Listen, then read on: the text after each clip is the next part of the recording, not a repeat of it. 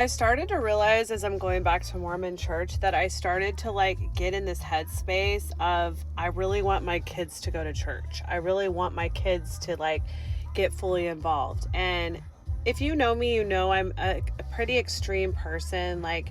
I do tend to when I'm engaged in something, I will go really hard. And so I'm recognizing this about myself. I'm recognizing that I'm just really dipping my toe back into the church of my forefathers and my ancestors, the Latter-day Saint or Mormon church. I am going back to it, and I've only gone 3 times to my home ward. So it's not like I have been going for a very long time. And I'm recognizing that my extremist kind of tendencies are showing up in this journey of going back to church, because I commented on another video about how I brought my kids to church and they really had a great experience. And then she had a young women's activity this week that she was invited to. And at first, when we brought it up to her on Sunday, she was like, I want to go. Because we all had such a good experience on Sunday, like we all did. And if you want a rundown of that, where I brought my kids to church for the first time, 9 and 11, they've never been. They're not baptized on the records of the church. But my husband and I are just dipping our toes back into the church after 7 years of being out, and I actually had my records removed. So anyway, we had such a good experience on Sunday, but to be honest, I really wanted her to be able to go to Young Women's because she wanted to go. And I started to yesterday realize that it was Young Women's, and she was like, I don't want to go to that, Mom. After she thought about it more, she was like, I don't want to go. And I don't really know why she said that. I think since church and the high that we've all been on, she's experienced some backlash from people, and I think it's kind of clouded her judgment. Or maybe it's just because she doesn't want to go to an activity without a friend there, because she doesn't really know anyone, and that's fine too. I can't really surmise why she doesn't want to go back to church. I don't really think it's important, or why she doesn't want to go to Young Women's. She might go back to church with us. I don't know. I'm going to play it by ear. I'm not going to ever coach them though. And I'm not ever going to pressure them. And I think I've had to step back and look at my thinking and be like, why do I want her to go so bad?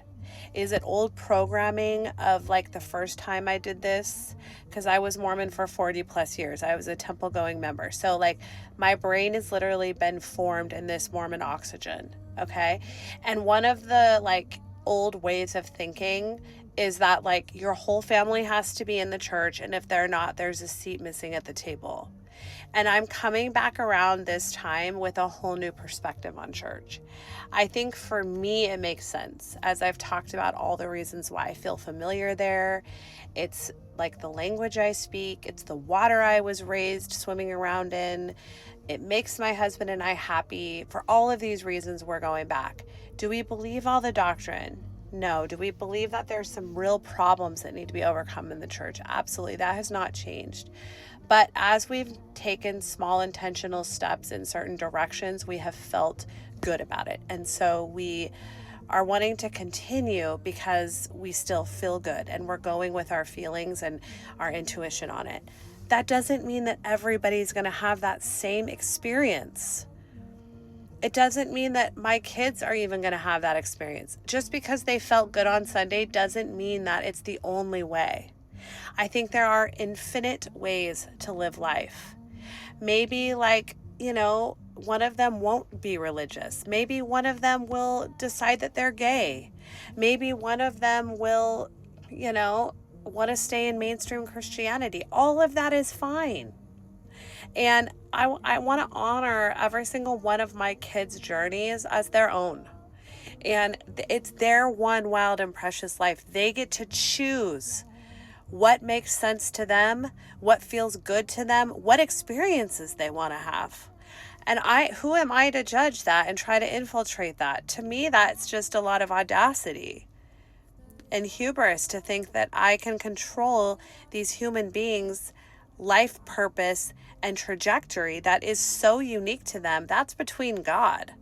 And what I recognized when I took the kids to church on Sunday was I didn't have to do any coaching. I didn't have to do anything. I just had to offer hey, we're going if you want to go.